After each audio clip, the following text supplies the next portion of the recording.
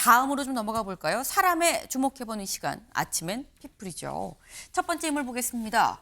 누구냐? 이화영 전 평화부지사죠. 왜 나왔는지 볼까요? 이화영, 조국, 이 대통령의 나랐던 사면 청구서다라는 겁니다.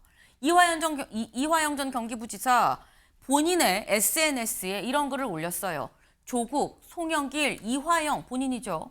본인 등 사면 복권 이거 시민이 연대해서 관철합시다.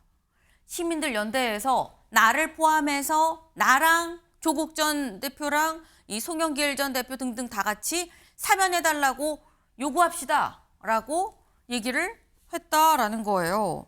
근데 이게 좀 의아한 부분이 있는 게 김수민 위원님. 본인이 본인 사면해달라고 이렇게 올리는 경우도 있나라는 생각이 들긴 하거든요. 네, 그래서인지 다른 사람도 같이 사면을 해달라라고 네. 좀 세팅을 한 것 같아요. 네. 근데 사면이라는 거는 대통령이 행사할 수 있는 거고 죄를 지은 사람도 충분히 받을 수 있는 건데 여기는 좀 조건이 필요합니다. 이게 꼭 법적 조건은 아닐지라도 윤리적 조건인데 본인의 죄라든지 이런 것들을 인정했을 때 이제 사면을 하는 것이 명분이 생기는 거거든요. 근데 이화영 전 지사 같은 경우는 최종심에서 징역 7년 8개월이 확정이 됐습니다. 굉장히 네. 중형이거든요. 근데 그게 누명을 쓴 거라면 재심을 청구를 해야 되는 거죠.